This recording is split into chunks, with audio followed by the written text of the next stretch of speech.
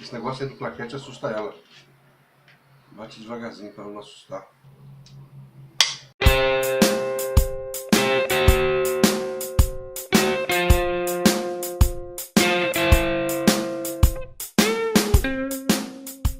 Bom dia. Estamos nós aqui mais uma vez para o nosso momento de reflexão. E hoje nós vamos ler o texto bíblico que está em Isaías capítulo 58, versos 11 e 12. O texto diz assim: O Senhor te guiará continuamente, fartará a sua alma até em lugares áridos e fortificará os seus ossos. Serás como um jardim regado e como um manancial, cujas águas nunca faltam. Os teus filhos edificarão antigas ruínas e levantarás os fundamentos de muitas gerações. E serás chamado reparador de rupturas e brechas e restaurador de veredas, para que o país se torne habitável. Nós estamos vendo um texto no final do livro do profeta Isaías, caminhando para a parte final do livro do profeta Isaías, em que o Senhor está dando uma promessa. A promessa de restauração a Israel. A promessa de restauração a Jerusalém para todo sempre. E é interessante que, para chegar a esse ponto aqui, houve a queda, houve a ida para o cativeiro da Babilônia. Houveram 70 anos difíceis de escravidão e agora a promessa, a profecia de que as coisas vão novamente melhorar, as coisas vão novamente ser como eram antes, e os filhos, os nossos filhos, serão aqueles que irão reconstruir e vão tornar todo o país habitável. Esse texto, ele está estrategicamente situado entre dois outros textos. O anterior fala da preocupação que nós devemos ter com as pessoas com uma situação financeira desfavorável. Ele coloca-se das coisas mais fortes, ele coloca, por exemplo, no verso 10, se nós abrirmos a alma ao faminto e fartar a alma aflita, a luz nascerá nas trevas e a escuridão será como o meio-dia. A preocupação que nós devemos ter com o próximo, a preocupação que nós devemos ter com as pessoas que estão ao nosso redor, a ponto de abrir a nossa alma. Nós devemos ter uma preocupação tal com o próximo, a ponto de se preocupar com ele, se preocupar com a sua alma. Esse é o texto que está anterior a esse texto. E o posterior, no capítulo 59, é um chamado para que o povo confesse seu pecado.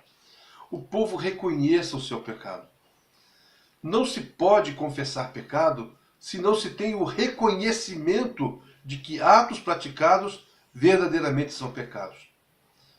Para que a gente possa ter na nossa vida uma condição de restauração, para que a gente possa ter na nossa vida uma condição de edificação, é necessário que primeiramente a gente olhe para o lado e reconheça que as pessoas que estão ao nosso lado carecem do nosso auxílio.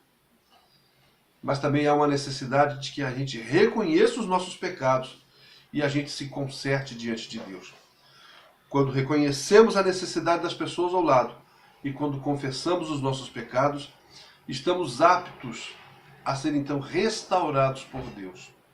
O texto está falando assim: o Senhor te guiará continuamente, fartará a sua alma até em lugares áridos, fortalecerá ou fortificará os seus ossos, e serás como um jardim regado e como um manancial, cujas águas nunca faltam.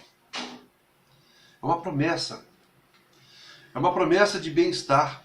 É uma promessa de viver com Ele, porque esse manancial, cujas águas nunca faltam, nos lembram do manancial da água da vida, do próprio Espírito Santo em nós, e enquanto esse Espírito Santo permanece em nós, somos um manancial de águas vivas, trazendo mensagem de salvação, trazendo mensagem de ânimo, trazendo mensagem de cura, trazendo mensagem profética. Somos um manancial de águas que fluem para todos os lados. E o segundo parte do versículo que que nós lemos, os nossos filhos, a promessa que se estende à nossa geração, vão edificar os lugares que antigamente eram povoados e hoje não passam de ruínas. E não vejo hoje um lugar mais em ruína do que os nossos próprios lares. Os nossos filhos vão edificar os nossos próprios lares. Igrejas na sua mais completa ruína. Os nossos filhos vão edificar estas igrejas.